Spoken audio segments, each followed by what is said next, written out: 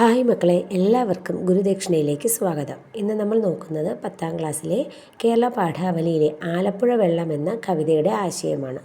കവിതയുടെ ആശയം വളരെ ചുരുക്കിയാണ് ടീച്ചർ നിങ്ങൾക്കിവിടെ നൽകുന്നത്.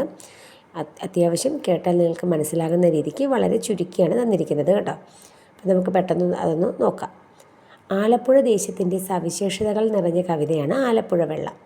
ആലപ്പുഴ ദേശത്തെ ഒരു സ്ത്രീയായി സങ്കല്പിച്ചുകൊണ്ടാണ് കവയത്രി തൻ്റെ കവിത അവതരിപ്പിച്ചിരിക്കുന്നത്.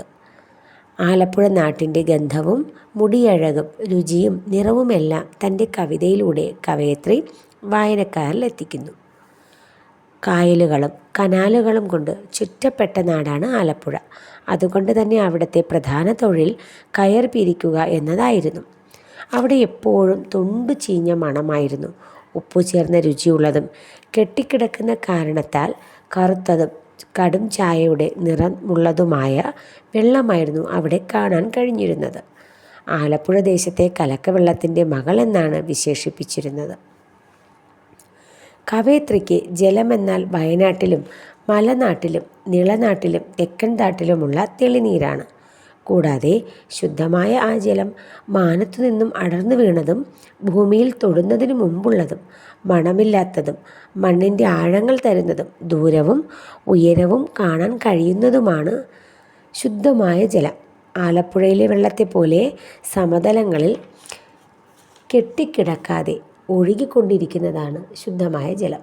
കൂടാതെ ചാകര വരുമ്പോൾ തുറയ്ക്കുണ്ടാകുന്ന സന്തോഷം പോലുള്ള മഴക്കാലവും തീതുപ്പുന്ന കടുത്ത വേനൽക്കാലവും ആലപ്പുഴയുടെ പ്രത്യേകതയാണ്. ജലക്ഷാമം രൂക്ഷമാകുമ്പോൾ പാത്രങ്ങളിലും മറ്റും ജലം ശേഖരിച്ചു വയ്ക്കുന്നു. എന്നാൽ ആലപ്പുഴക്കാർ വെള്ളം ശേഖരിച്ചു വയ്ക്കുന്ന പാത്രങ്ങളിലെല്ലാം തന്നെ തേച്ചാലും ഉരച്ചാലും പോകാത്ത കറ പോലെ ചെതുമ്പലുകൾ പറ്റിച്ചേർന്നിരിക്കുന്നു. ആലപ്പുഴക്കാർ അനുഭവിക്കുന്ന ജലക്ഷാമത്തിൻ്റെ രൂക്ഷത നമുക്കിവിടെ മനസ്സിലാക്കാൻ കഴിയുന്നു.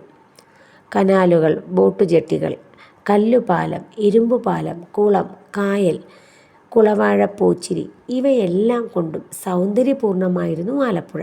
കൂടാതെ ചകിരിയുടെ സ്വർണ്ണശോഭയും ഇരുമ്പിൻ്റെ രുചിയും വിയർപ്പിൻ്റെ ചൂടും ചൂരുമുള്ള ആലപ്പുഴ വെള്ളം ഇന്നൊരു ഓർമ്മയായി മാറിയിരിക്കുന്നു കവയത്രിക്ക്. ഇന്ന് കവയത്രി തെക്കൻ നാട്ടിൽ താമസമാക്കിയിട്ട് പതിറ്റാണ്ടുകൾ കഴിഞ്ഞിരിക്കുന്നു. എന്നാൽ ഇന്നും തൻ്റെ ദേശമായ ആലപ്പുഴയെക്കുറിച്ച് ഓർക്കുമ്പോൾ ജലമെന്നാണോ വെള്ളമെന്നാണോ താൻ ഉപയോഗിക്കേണ്ടത് എന്നോർത്ത് വിഷമിക്കുന്നു. തൻ്റെ നാടിൻ്റെ സവിശേഷതയെക്കുറിച്ച് ചിന്തിക്കുമ്പോൾ കവയത്രിയുടെ തൊണ്ടയിൽ ദാഹം നിറയുന്നു.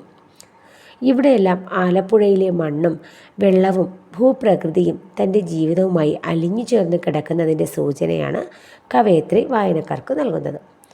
അപ്പോൾ ഏകദേശമുള്ള ആശയമെല്ലാം ടീച്ചർ ഇതിൽ ഉൾപ്പെടുത്തിയിട്ടുണ്ട്. അപ്പോൾ എല്ലാവർക്കും മനസ്സിലായി കാണുമെന്ന് കരുതുന്നു.